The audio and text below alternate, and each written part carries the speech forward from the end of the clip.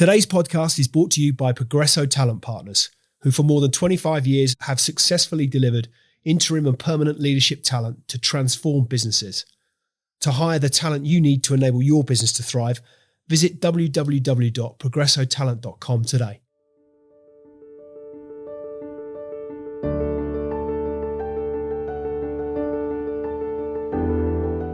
Welcome to another episode of Extrology. Today, we're joined by a truly remarkable guest, the legendary Udo Erasmus. Udo is not only the co-founder of the globally recognised Udo's Choice line, found in health stores like Whole Foods, but also the pioneer behind flax oil, creating a billion-dollar industry. His journey, however, was not straightforward. Beginning life amidst the hardships of war, Udo later faced a life-altering challenge in 1980 with pesticide poisoning, a situation that left even doctors baffled. This adversity became the catalyst for his deep dive into health and nutrition, leading him to groundbreaking discoveries in the field. Udo is now a revered speaker, author of the best-selling Fats That Heal, Fats That Kill, and a teacher at events hosted by luminaries like Tony Robbins and Deepak Chopra. With his extensive education in biochemistry, genetics, biology, nutrition, and a master's degree in counselling psychology, Udo has travelled to over 30 countries, offering live presentations and interviews, impacting millions with his insights on health, peace, nature, and the human condition. Today, we're privileged to have him here to share his wisdom and journey with us. So what's the story behind the story? Without further ado, let's get into it. Udo Erasmus, welcome to Extrology. How are you today? Thanks for having me on. Let's see, I'm good. Great, I'm fantastic. Good. I'm ready to rock. Good man. As am I. And where will we find you? Am I right in saying so? Home is Vancouver, is that correct? You're in Vancouver, Canada. Fantastic. Well, a beautiful part of the world. So I think first and foremost, I'd like to start for context for listeners. I wondered if you could share perhaps what is undeniably, certainly from my perspective, a really inspiring story of your journey from traveling across America in a van to creating the successful Udo's Choice brand. What were the key moments and decisions that led you to that success, do you think? Well, honestly, I have to start a lot earlier than that. I was born in Poland during the Second World War. It was part of Germany at that time. My parents came from Latvia and Estonia. And when Hitler and Stalin made their non-aggression pact, I think it was 1938, Latvia became part of the Soviet Union. And part of Poland went to Germany. And there was nobody from Latvia or Poland at the meeting. They just took it because they could, right? So my father lost his farm in Latvia, and he was given a farm in Poland. And the Polish farmer became his farmhand. That's pretty crazy. I was born on this stolen farm. They figured it out. They said, let's run the farm like the farmer needs to be run. And at the end, when this craziness stops, we'll sort it out. And they became good friends, and they ran the farm together. Then the war ended when I was 2.5, so winter, and we were fleeing out of Poland into Germany on horse-drawn hay wagons, mothers with young children, on dirt roads without any military presence. And we were being chased by tanks and trucks, Soviet tanks and trucks. And the Allies, which we like to think of the good guys, were using us as target practice, shooting at us from planes. Yeah. Oh, yeah. Didn't know that? Oh, yeah. I was there. Right? Okay. And my mother got very, there were dead horses and dead people in the ditches. And my mother decided that it was safer to go through the snow-covered fields than to stay on the road because they were shooting at the roads, right? That's where all the refugees were. But she had 6 kids with her, and she only had 2 hands. So she said, I'm going to take 2 of the kids, and I have to leave 4 of them behind. So I got left behind on a farm, and the farmer took me to Berlin. There were supposed to be relatives in Berlin. They had already fled. So I ended up in an orphanage, and eventually her sister found out what happened, and she went and found us and reunited us with the family. I don't know how long that was, a month or 2 weeks, but for a 2-year-old, probably fairly intense. And I don't remember so much of that other than I never felt safe. I was always like this. Never felt safe, never knew what I could depend on because, you got told one thing one day and the next day you get told the opposite, and somehow that was supposed to be okay. And so I was very, very shy as a kid. I remember being hungry. I remember eating more than my share of the limited food and, catching heck for that, And when I was 6 years old, and that's, I think, when my focus started. We were living in Germany. People were arguing about all kinds of really trivial things. And I was 6 years old. I listened to that. It always made me uneasy because it was so intense. And it occurred to me, man, there must be a way that people can live in harmony. And this little cocky voice that, doesn't know how complicated everything is says, I'm going to find out how. How are you going to live in harmony? I'm going to find out how. That's been my driver all my life. And then what I was very studious. I loved books because books were safe. So I could read about a war, but there were no real bullets flying, right? But so I liked the world of books. And when it came to education, I got into science because I wanted to find out how things work. Because when you know how things work, it gives you some predictability and you feel safer, right? Then I got into biology. I wanted to know how creatures work.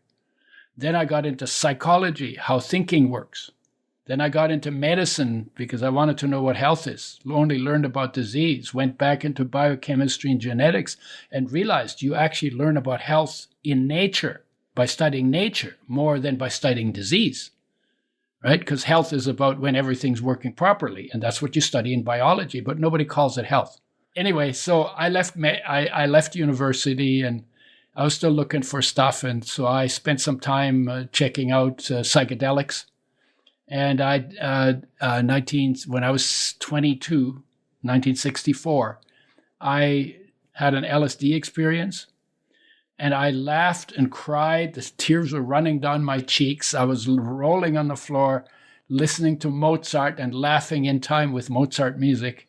And what struck me as so funny was that I realized all this stuff that I was so studiously looking for in the world to try and figure out was all inside of me. And it struck me as the funniest thing that I'd be looking everywhere except where it was. And that sort of blew the door off of my war baby personality. And I realized, oh my God, there's a million ways, there's 1,000 ways a person could live. And so then it took me about 10 years to figure out how I wanted to live. And that absolutely innate curiosity manifests, as you recall, at that age of 6, around just thinking, how could people live in harmony? In harmony. You remember quite vividly that, and then that triggered a curiosity that I suspect never ended. Yeah. Of course. And I didn't always every day think about, how do people live in harmony? But it was an attractor for me. So that I got into things where there's harmony, and then I say no harmony, and why is that? And so it would always bring me back to that question. God, there must be a way that 8 billion people, if 60 trillion cells in your body can live in harmony, why can't 8 billion people live in harmony on a planet? That's a great question, right? That's a tremendous question. And then it's like question. One of the, it's like, what is the difference? What is the difference between how cells behave and how people behave, right? And I have a list of 24 reasons why cells can get along and people don't, right? And mainly it's about minding your own business and doing your work and sharing what you have and not telling other cells how they should live, right? And it's like, it's all very simple stuff. But yeah, it primed me for that. And honestly, I still think it's the of all of the ideas on this planet, the notion of how could we live in harmony, in cooperation, helping each other instead of hurting each other, it still seems to me the best idea for what to do on this planet. Do you think that LSD experience to which you refer, that triggered that sense of the next stage of the journey was to look within? Is that a fair assessment of what you're describing? And how did that then manifest? What was that sort of introspective sense of self and how did that play out? Well, it's actually big. I wasn't that social because I didn't trust people that much, right? No. So I spent quite a bit of time myself. And I was always, even as a kid, I think because I got left behind and we lost home and we lost family and lost culture and lost friends and lost like pretty much everything we had. I was lucky that way that I didn't get programmed into all of that stuff. And I spent a lot of time by myself trying to figure things out about living for myself. And I couldn't go to my parents for that to some extent. To some extent I could, but in some ways I couldn't. And that made me more independent. If I look back at it now, what a gift that was, the war and all of that loss was, because it got me to a place where I could start from scratch, right? And so, and I was always a little bit inward. If you can't find support on the outside, you got to find it on the inside or you die. And I found it on the inside. I had some very interesting experiences. We might get more into them. That were inner experiences where I realized I'm not socially very well connected, adapted, but there's nothing wrong with me inside. That gave me a little bit of confidence, a little bit of security, given how crazy the world was that I was born in. And so the LSD experience was another connector that said, even in biology, I had a lab partner, and I realized that I studied biology because I want to know what life is. But you don't study life in biology, even though it's called the study of life. You study form and function, right? If we started with a living creature in our experiments, by the time we were done, it was dead. We never ended up with the life, but we learned about form and function. And I said to my lab partner, we should study ourselves because we have life and form and function all together in ourselves. And we don't have to kill ourselves to get to know it. So that's a very inward thought kind of thing, right? So those happened to me quite a bit. So there was always, because I didn't have the connection on the outside, it actually made it easier for me to go to the inside. And I wasn't distracted as much because I didn't have so many things that distractions that I thought might make me happy. So how did you find yourself in North America? My father came back from prisoner of war in 1946, and he was a prisoner of war in the United States, in Alabama. And on the way going there, he was taken prisoner in Normandy. He was a interpreter because he spoke 5 languages. And so he was there and he got taken prisoner. And on the way to the prisoner of war camp in Alabama, they went through Quebec. And in Quebec, the vegetation is very similar to his homeland in Latvia. Birches and aspen trees and, that kind of. And it's a northern country. And he said, if I survive the war, we're going to Canada. So it took him, when he came back in 46, it took us 6 years to get the bureaucracy, the papers done. And so in 1952, when I was 10 years old, we took a boat from Germany to Quebec, and then a train across Canada to the basically close to the West Coast. And do you remember, as a 10-year-old, how you felt arriving with all the disruption that had gone before and the trauma and all that you'd experienced prior? How did you feel when you arrived in Canada? Well, I didn't speak English, and they called us Nazis because we came from Germany. Yeah. We wore short pants. That's how you recognize Europeans, right? They wore short pants in those days. This is like in 1950, right? 52. And didn't speak the language, but we lived on a farm, and we went down to the river, and I learned to swim. And we learned to swim by jumping in the water and letting the current take us, and then learning how to paddle and float and all of that. So, and it was an adventure in a way, because I wasn't connected to so many things where I came from that I said, oh my God, I have to leave it. I don't remember any remorse or grief or anything like that. I remember the boat. I would throw up in the afternoon, and I would throw up in the morning and go on the swing in the afternoon. We had huge waves, 13-day voyage. It was a huge storm. And I remember that. And then going across Canada, it was just interesting, looking out the windows and just seeing the scenery, right? And I'm kind of like that. There's not a lot of things, if you took them away from me, that I would have a problem with them. But what strikes me, you're very aware. That may seem an odd statement, but if I might qualify that, even allowing to go back to your 6-year-old self on that journey, on that escape, on that road, being shot at from the air, being chased by Russian tanks, it strikes me, understandably, given the magnitude of what you were experiencing, but it's very vivid. And there's a real sense of head up awareness and inward awareness as well. And kids are naturally like that. Yeah, but you don't seem to have lost that. They may not remember after a while, right? But I actually practice awareness. How? Honestly? Yeah. The way to do that? Stillness. Do nothing. Just be where you are. Not thinking, not doing, because those distract you, right? Because you have to focus on what you're doing. Then you have to figure out what are you doing, and you got to make sure that you're doing it right so that you get the outcome you want. And doing is always about outcomes, right? And then not thinking. How do you not think? Well, there are no thoughts in your elbows. There are no thoughts in your bum on the chair. There are no thoughts in your kneecap. The only place where there are thoughts are in your cortex.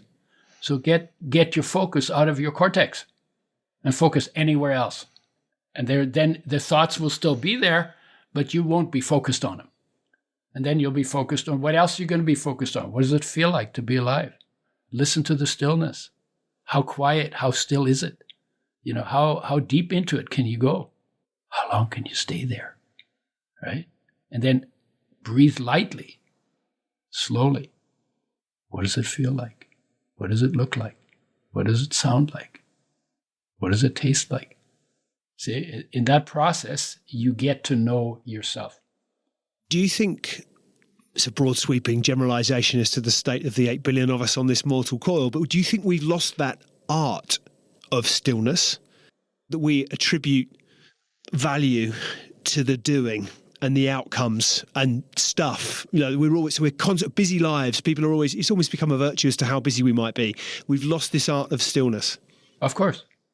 And how does that go? Well, look, when you were in your mother's womb, I call it the Buddha tank, right? So in the Buddha tank, there's no place to go. There's nothing to do. Everything is provided and it's pretty safe. So what are you doing in the Buddha tank? There's nothing to do. So you're not doing anything, right? You're just floating around in a Buddha tank, right? Floating around, and there's no place to go. You don't even know there's an outside world. So where is your focus? Well, your focus is at rest inside, in its source, in life, in awareness. And so there you are, Now it's boring as hell in there, right? There's nothing to do. Oh my God, I could, you know how boredom drives people crazy, right? I'm going to come back to boredom as a subject in a second. Carry on. So there's nothing going on there. So it's got to be the most boring thing ever, but you're not bored. You're actually in bliss. You're actually in deep meditation in your own nature. And then when you come out into the world, everything changes. Because now you got to cry for your breast milk, and you got to cry for your diaper change, and you have to learn to communicate in the world, and you have to find out what is friend, what is foe, what is irrelevant. And in order to enable you to do that, your focus moves outward through your senses to whatever changes in your environment, and you monitor the change because you have to very quickly assess, is this going to eat me, or am I going to eat it, or is it just noise, right? And so what happens, you start from being present inside in your deep meditation in the womb, and you slowly go more and more outside. So you go from being present inside, absent outside, to present outside, absent inside. And that's where you lost your connection to your being and became a human doing, right? Yeah. And that disconnection is where heartache begins. Because you're disconnected from yourself, and that hurts. And then you try to find substitutes in the world for it. And when one of those substitutes ends, like your grandma dies or your girlfriend dumps you or whatever it is, your dog runs away, right? Then that triggers heartache.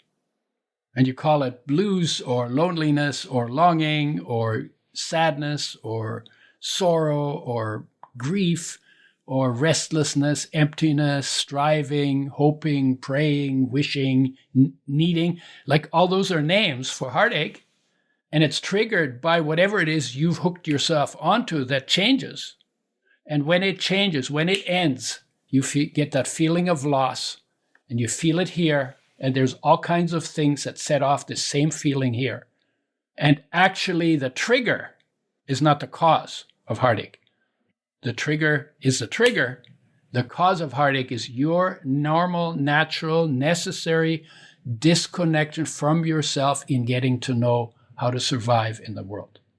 And that heartache is the greatest gift you've been given other than being alive, because it's your call to come home to your own magnificence, to your own divinity, to the light that you are, to the love that you are, to the peace that is your foundation. That's the call to come home. But most people don't know that. So they try to figure, then they try to distract themselves, or they ignore it, or they deny it, or they pull some cockamamie philosophy about it over their head whenever it shows up, or they blame it on somebody else, right? That's what we do with heartache. And what I say to people is, no. When your heart aches, and you don't have to look for it because it happens on a regular basis, be with your heartache. So you lean into it, you embrace it, and you sit with it. Feel it, acknowledge it, embrace it, appreciate it. It's your call to come home. It's the greatest gift you have, because if you didn't have heartache, you'd never find your way home. Just like thirst makes water relevant, and food and hunger makes food relevant, and the need to breathe makes breathing relevant. Heartache makes bringing awareness back home to the beauty of your existence relevant.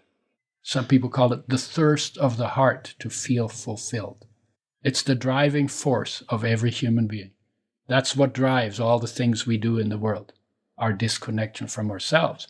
But if you get reconnected, then the quality of your life completely changes. And by the way, I'm telling you something that every wise person on the planet has always said: do that first. Come to terms with yourself first. Seek the kingdom first. And then everything else will start falling into place. Yeah, because if I'm discontent, I'm going to do whatever it is I think is going to make me content. And sometimes it's really crazy stuff. But heartache, sit with it. That far behind the heartache, like less than a hair's breadth behind the heartache, is your wholeness, is your peace, is your love, is all the stuff that we all want, is the harmony that you can live with other people in. So why is it in your, and again, I'm full of broad sweeping generalizations on behalf of the planet Earth. Please be that way. Why is it that, do you think, my sense is, I totally concur with what you're saying. I believe in it. I've experienced it. Yeah. But yet there's been lots of times in my life where I've tried to avoid it. And I think that's true of many people, is that we have this inherent desire to want to control, or at least to be certain, given that uncertainty is the only, is absolutely guaranteed. We've uncertainty in huge swathes, but we crave certainty. So we try and avoid that heartache. We will take steps to avoid it. Even though that heartache is your first step towards the certainty within you, because the certainty you look for on the outside is only found on the inside. So certainty is just another word for peace. So why have we kind of adopted that? It strikes me that's an overarching behavior for many. Why have we done that? Because once you get disconnected from your being, you don't remember.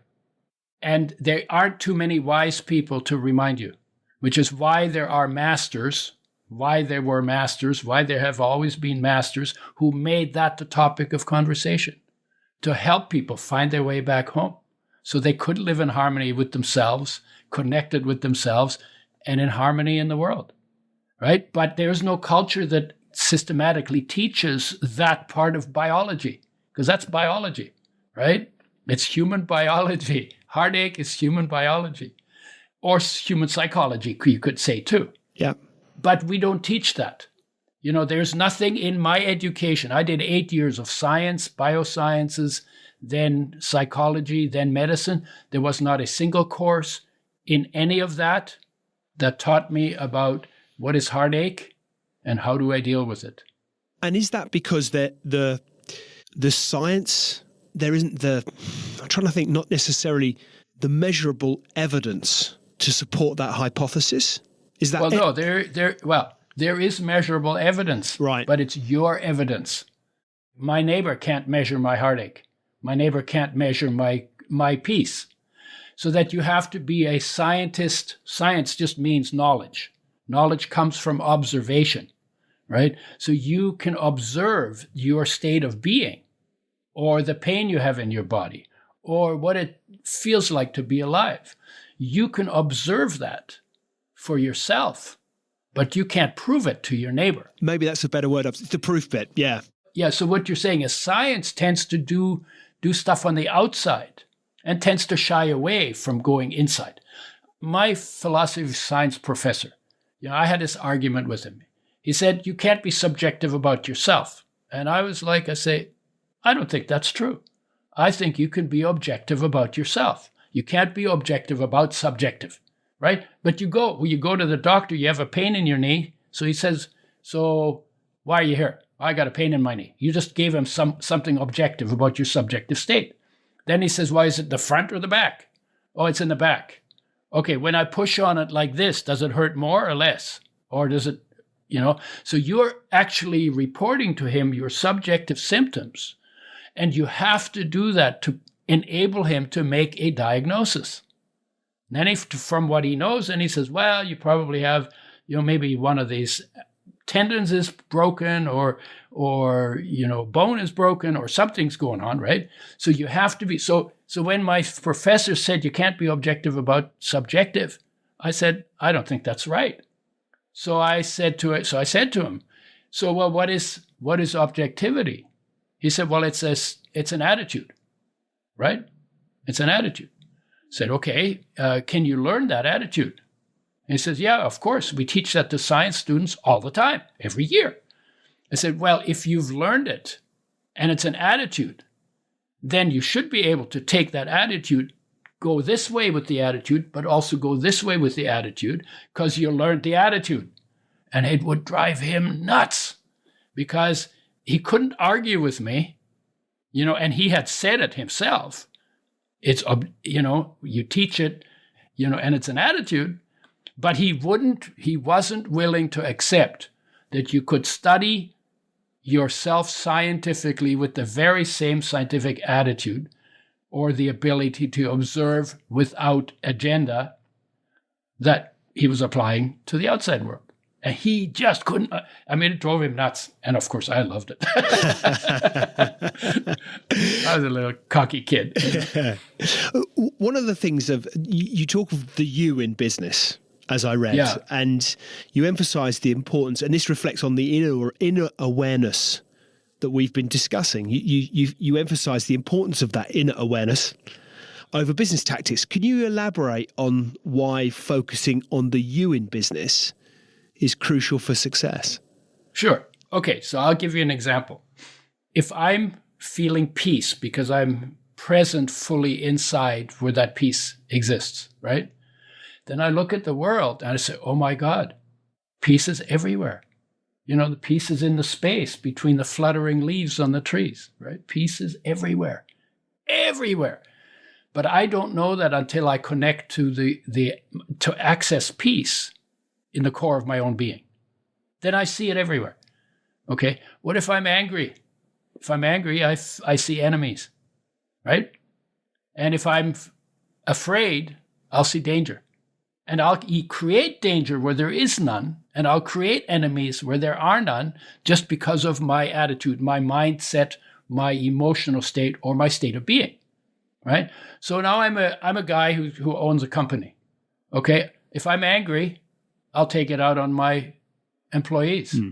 And then what do employees do when you always beat them up? Well, they do the minimum to keep their job. Or if they can stick it to you, they might even try to figure out how to stick it to you. But if you're in peace and you're in the unconditional empowering love that is life, that you are in your essence, if you bring that to expression, oh my God, they actually want to work for you. Oh my God, they actually look forward to coming to work because the energy is good, right? And the same thing is true for anything you do in business, whether you're making deals with people, whether you're hiring people, whether you're structuring how the business needs to go. The more peace and contentment and love and inspiration you carry within you as your being, the more effectively you're going to do all of those things. And one time, sometimes people say, well, you bring yourself to the business. So everything in you, everything that's strong in you will be strong in the business. And every weakness you have will show up in your business too. So then doesn't it make sense that you work on the you in the business? And when you become masterful and fully present and really clear, and at the same time content and loving and empowered, and you pass that on to whatever you're doing in the world, that is probably the single most important part of business success. In fact, I used to hate people in business because my dad did. And I always thought they were greedy and they were just interested in money. And then when somebody hired me to sell carob clusters in corner stores. And he didn't say, would you be my salesman? I would have said no immediately. He said, would you pass them, would you take them around and just ask them if they want them? And I didn't realize I was doing a sales job, right? So I went and did it, and I found out that the nicest people were people in business. Of course, now I look back and say, of course, they have to deal with people. If you make people angry or if you treat them badly, they don't want to do business with you. So it makes sense that business people would be friendly people, right? But that was news to me because I had inherited this attitude, right? And so it turns out that the more fully present you are in your being and how wonderful it feels to be alive in human form, the better your business is going to run. Just from the aura you bring to it. So I don't want to be trite and break down a life of learning to tidbits and sound bites of techniques that people can apply to, because what you're talking about strikes me of itself as a lifelong pursuit, right? There's no end game to that. Working on yourself, that's a constant process. But are there things that people can do to start on this journey of working on themselves, having that self-awareness? Where should they start? I've already told you. The first one is heartache. Start with heartache. Yeah. Start with the acknowledgement of your disconnection from yourself. Sit with it. And don't judge it. Just be with it. It's not going to kill you. You might make you cry because sometimes it can be intense, right? But it's not going to hurt you. It's not going to kill you. Sit with that and sit through it until your focus wanders inside, because there's something that draws you inside naturally to go back to the source of your own being. So that's the first, right? The second one is taking the time for stillness and for being and separating yourself from doing for at least a part of the day. 2 minutes, 5 minutes, half an hour, 15 minutes, whatever it is. And get good at that, because it's a skill. Coming home is a skill too. Get good at coming home, because we're really good at going out, because we're going out all the time. What, look, oh, there, oh, listen, oh, what, So we do that all the time, every day, because everything's always changing, right? We're not very good at going in because we don't do that much. We don't practice that much. So practice it every day, little bit. So if I continue my story, I actually left university because I realized I wasn't finding something I was looking for at university, and I didn't know what it was, but I knew I would know when I found it.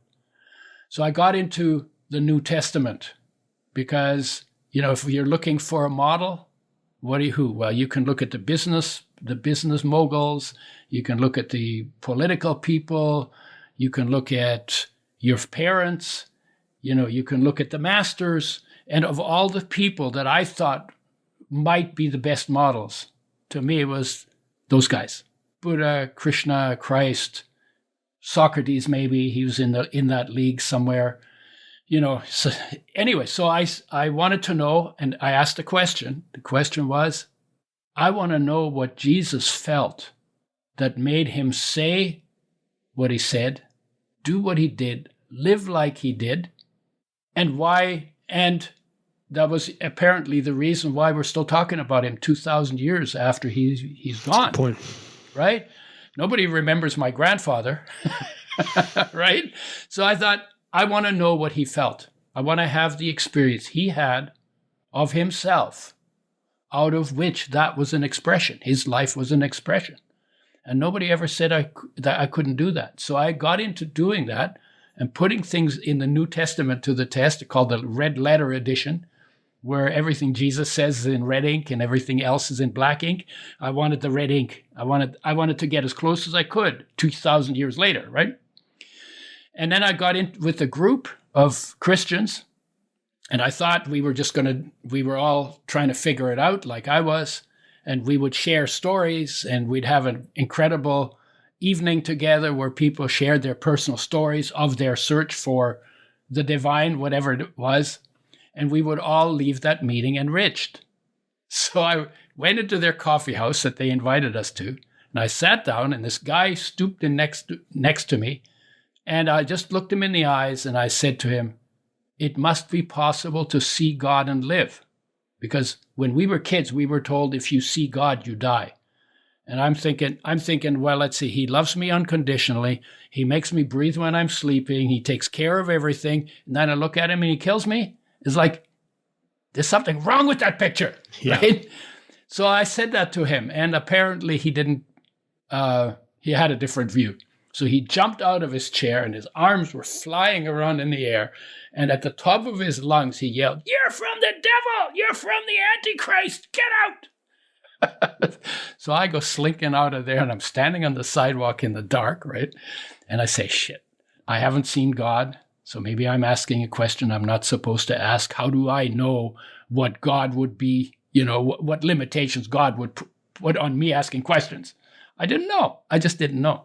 And I got really confused.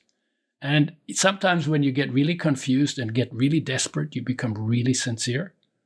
And it's like, I really want to know. I really want to know. And so I hitchhiked into nature to spend the weekend clearing my head. That's how I used to clear my head in those days, right? And I fell asleep on a beach. There was nobody else there except me. Fell asleep, woke bolt upright in the middle of the night, and there was a being made of light. And I don't believe in that kind of stuff. I'm a science guy, right? But there was a being made of light, and I couldn't tell if it was male or female, or whether it was old or young, because light doesn't age and light is not gendered, right? And it embodied a message, although there were no label on it, there was no words. It was just this being embodied something, which is kind of like what I wanted to know. What did Jesus embody, right? What was his experience?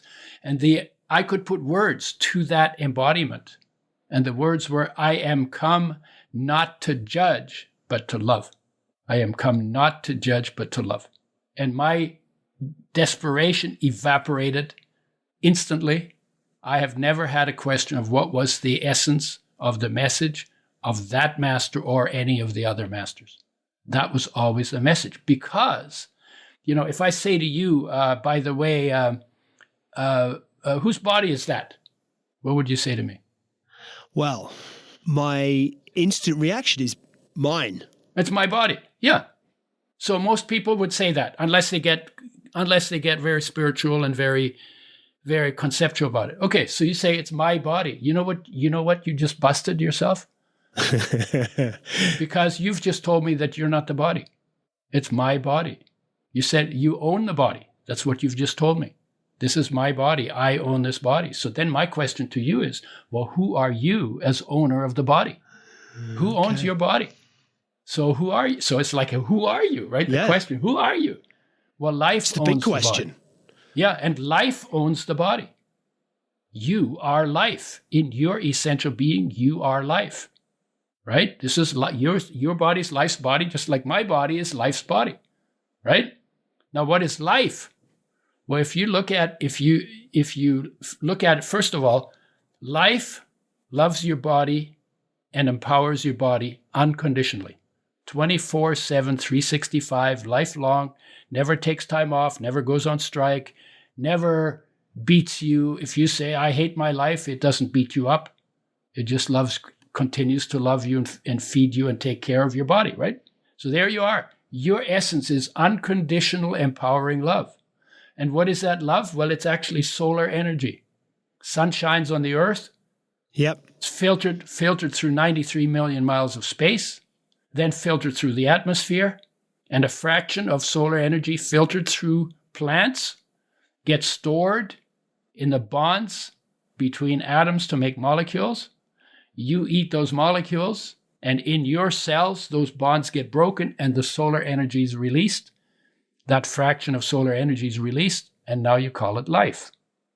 Oh, so we are all solar energy gadgets.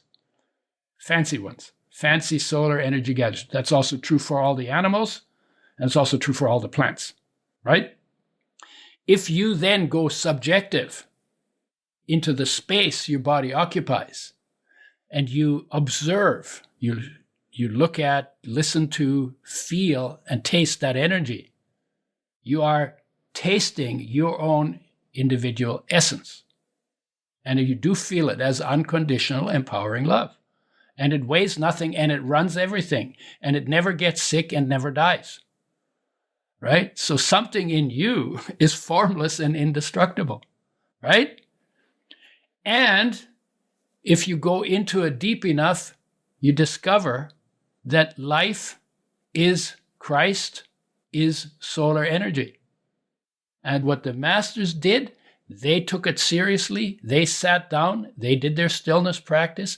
They spoke from that energy in them to that energy in you.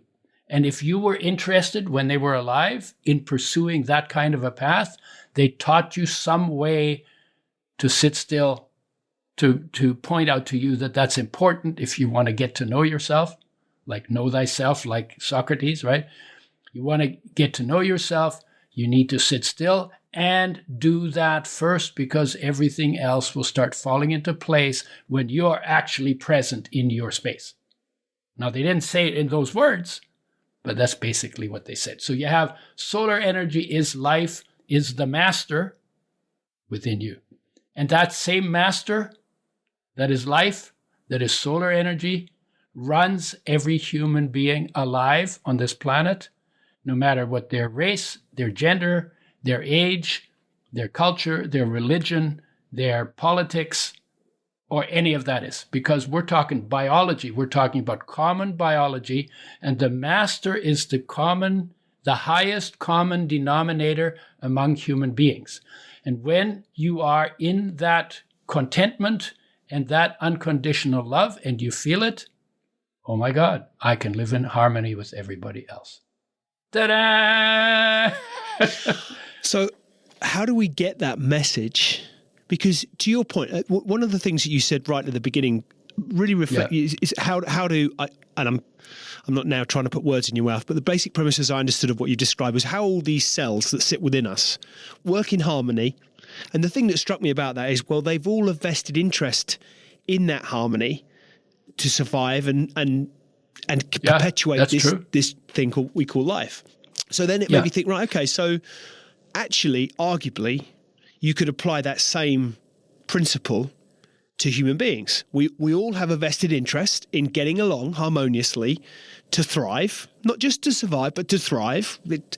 And yet, if we look at even where we started this story and your story fleeing Nazi Germany, history is littered with conflict and war. And we've had a really good go at trying to eradicate at wrecking everything. Wrecking everything, right? So Yeah. Why?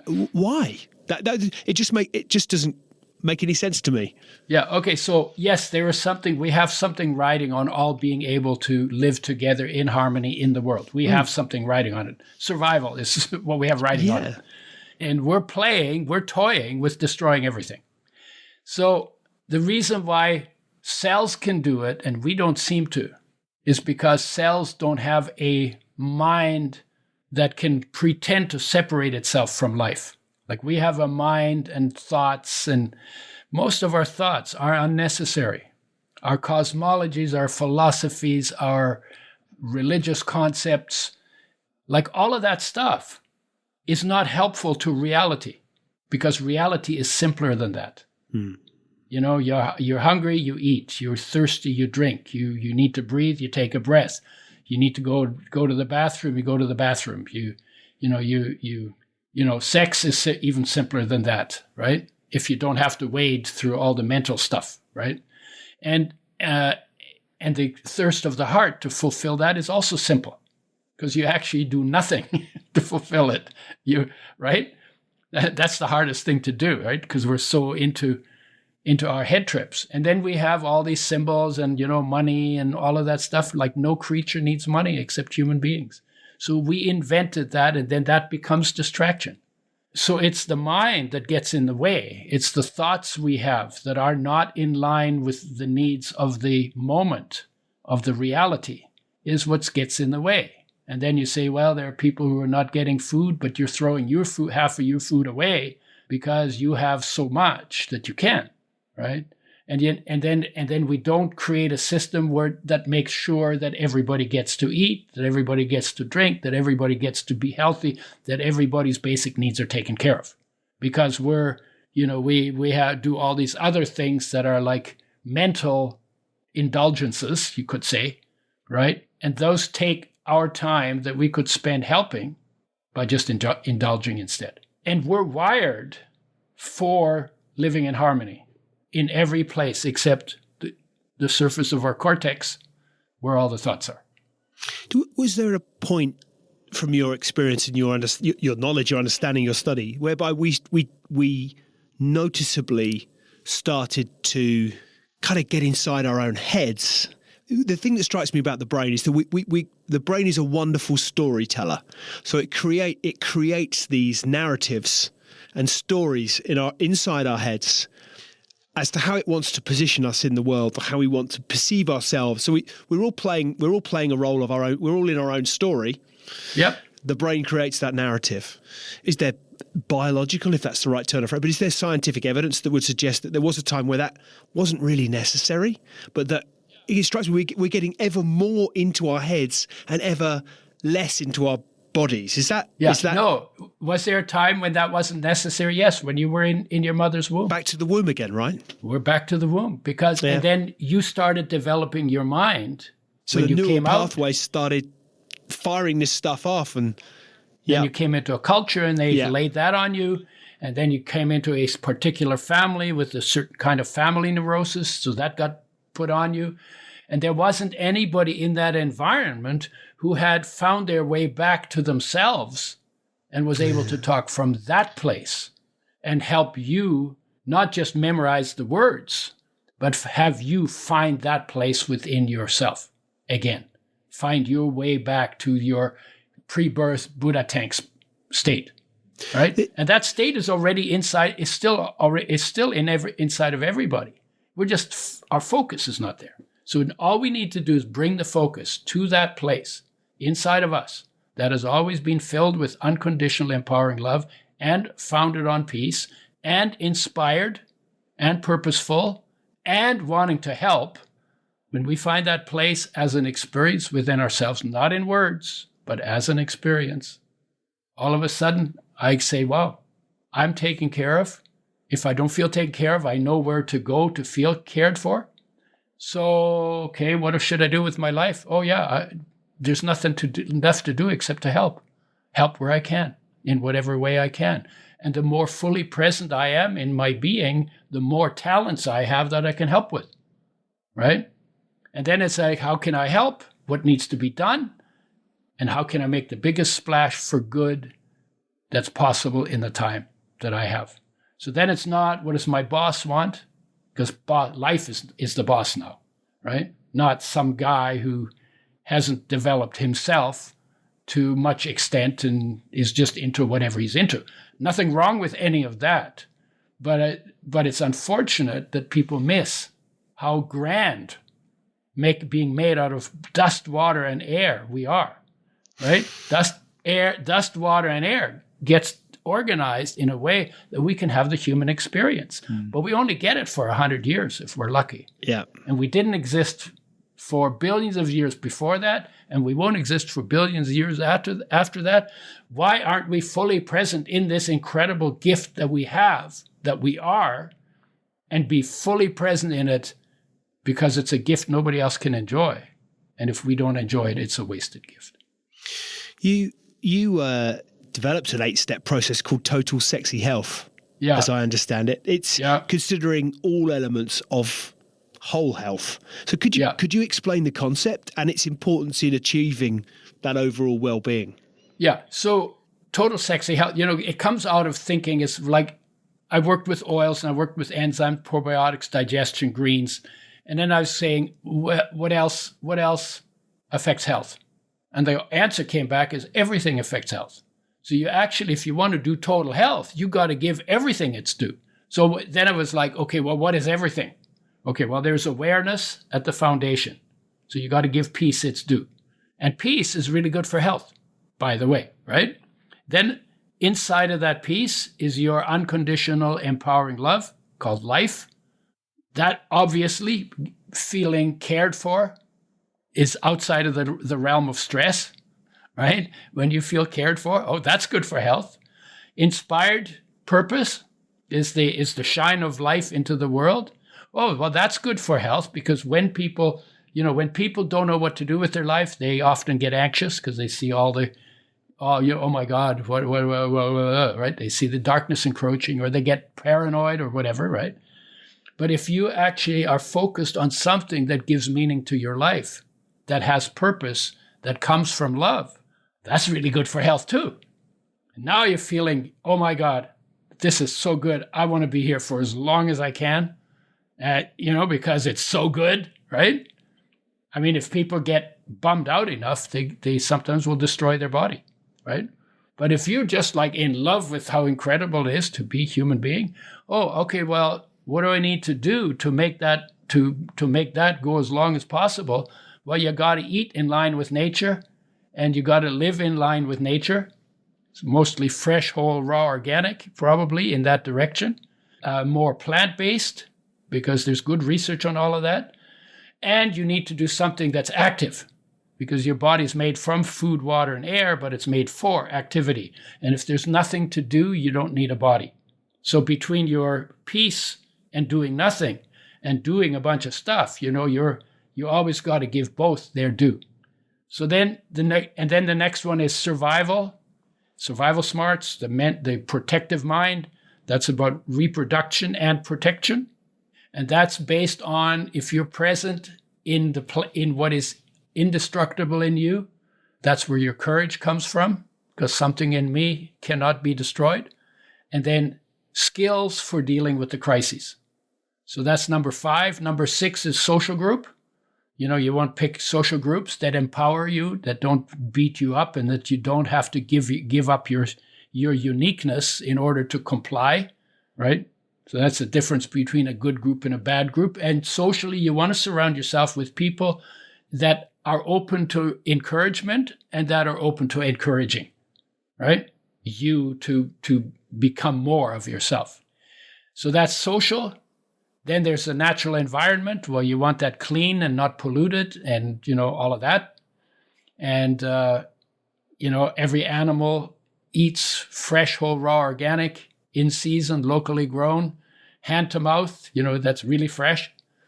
And so and we have a saying. It's a little crude, but I think it makes the environmental issue.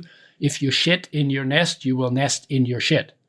Right? And that covers every environmental issue. And fundamentally, what we ought to do for environment, do less, except manage water better and plant trees. Because taken 75% of the trees off the planet in the past 10,000 years. And your carbon dioxide is not an issue. We need to bring the trees back because they take it out of the air. And so then that's number 7. And then number 8 is the big picture. The big picture is like the core.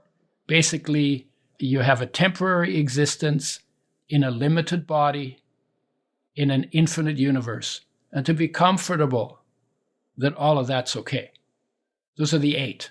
Now, why sexy? The idea was sexy is the power word. Actually, life should be the power word, but sexy is the power word. So everybody sells everything by sexy. So I thought, well, I'd like to sell people on their own magnificence using the power word. And the idea is that when you're fully present in each one of these 8 parts, then you're going to be the sexiest you're ever going to be. And when you get out of line with some of it, part of your sexy goes away. And when you get back in line, you get the sexy back. So that was the model, right? But all of this wonderful representation of this holistic sense of the self and combining all of these factors, it comes back to what you said at the start, getting everything working in harmony. If you look at that, the principles of getting all the cells working in harmony, all of what you're describing contributes to that healthier whole. Yeah, and you have to give each one of the parts of nature and human nature its due, right? They're all distinct and separable parts. So awareness, life energy, inspired purpose, body, survival smarts, social group, environment, and universe, right? They're all different. They're distinct and separable, because you know that life and the body part company when you die. So they're obviously separable. You can be in a coma and your mind will be absent, but your body and your life will still be there. So you literally, these are separate, distinct and separable parts. Each one gets its due. You live fully present in all of your being and your surroundings. That's the master state. Then life is simple and you literally do what needs to be done. You help where you can. So simple. My life is so simple. I mean, this is all very complex in a way that we're talking about it, but it is so simple when you actually live it, when you embody it, it's so simple. This has been fascinating. And that was exactly the word that struck me, was the simplicity and, frankly, the beauty of what you describe. And it comes back to, this sense of self that goes back to being present in the space your body occupies. Yeah. Or minding your own business, because that is your business, to be present in the space your body occupies. And stillness is a lost art, it strikes me. That's a big takeaway. I think leaning into your own heartache strikes me that sense of, I'm now going to butcher a statement I read only a matter of days ago, but it was the basic premise of which was that you almost have to, this sense of in the very worst and extreme of circumstances is where you really find yourself, that almost you've got to go to the deepest depths to pull out and realize. And so that would manifest from this conversation, that leaning into your heartache. Yeah, that's why the war was a gift. That's why pesticide poisoning was a gift. That's why. And we've not even touched on that. My marriage ending was a gift. We haven't gotten there. We need to do another one on. We do. I would love to. I have so many. What's been wonderful is I had questions. Yeah. You've answered. And as I'm reading through those questions, I'm going, well, we've covered that, because it all comes back to this overarching sense of stillness, leading into self, presence. And it's the beauty in it for me is the simplicity of it. And for that, I thank you, because that's a tremendous gift that you've been able to share with me and with listeners. To do that, I actually met somebody who showed me a practice. So I literally have been doing this practice. He was 14 when I met him. I was 30. I was like, oh, what's a 14 you're going to teach me? I've been around, right? So that's how I went to it. But he said, the peace you search for in the world is within you, and I can reveal you that peace. And I wanted peace because I came out of a war. And I said, okay, I'm going to check him out. I don't think he can do it. I don't think he can deliver. But just in case he can, I wouldn't want to miss it. And so then he showed me a method. I thought the method was too simple because it was complicated getting to the moon. We haven't got to peace yet, so peace must be more complicated than going to the moon. That's how I was thinking, right? And then I started doing the method because he said, give it a chance. I said, I'll give it 6 months.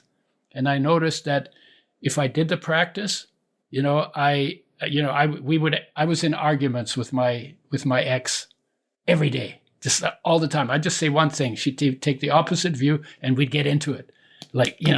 And I was like, and we were living in the mountains, and I would get so frustrated. I was like, either I'm going to hit her or I need to leave the house. And I would leave the house. I would sit on a stump, on a log or something, and I would do the practice for 5 or 10 minutes. And I said, "Wow, we argued about that. That's so trivial. Why do we even argue about it?" I realized that if I did the practice before the argument started, I wouldn't rise to the bait. So by the time 6 months were up, I said, "Wow, this actually works." And so I've been doing that for 51 years now. Every day, first thing I do in the morning when I wake up, I check in, get present. And then I try to drag that out into the world with me. And after 51 years, I've gotten better at doing it and more articulate about talking about it. I never used to talk about it because that was just my story, my question, my answers to my questions. But then 9/11 happened.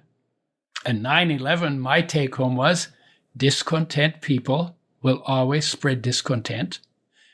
And if people who are content, and I claim to be one of those people who knows what contentment is, if we don't spread contentment faster than they spread discontent, guess where we're going? And at that point, I started saying, okay, I need to make this part of my conversation. And then I struggle about how do you talk about it in a way that isn't dogmatic, because it's not about dogma, it's about experience, personal experience. And then then slowly, I've been becoming more articulate about this particular topic, which it turns out is the most important topic of all time on this planet for human beings. All I can think to say is thank you. This has been a truly compelling and insightful and informative and thought-provoking conversation that I have found fascinating. And I feel like I want to ask of you that we might do this again, because I just feel like there's so much more. I would love to do it again. Let's do this again, but also to talk about the oils and the, this is story. What, I wanted to understand. You started into that and I took me elsewhere. I know that. It's kind of pesticide poisoning and flaxseed oil. I've got so many other things. I really appreciate you taking the time out, Udo. Yeah, let's do it. And if we might do this again, it would be an honor and a privilege to have you back on. So absolutely. Let's engage. Let's do it again. But Udo Erasmus, thank you. You've been a wonderful guest. I really appreciate your insight. Have a wonderful day, and look forward to the next time. Thank you.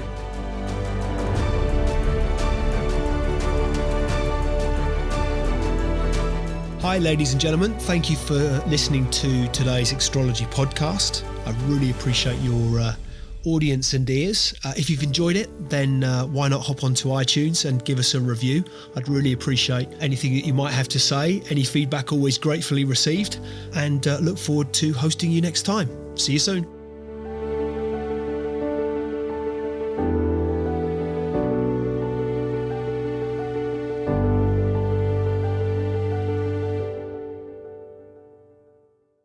Just a reminder, today's podcast is brought to you by Progresso Talent Partners.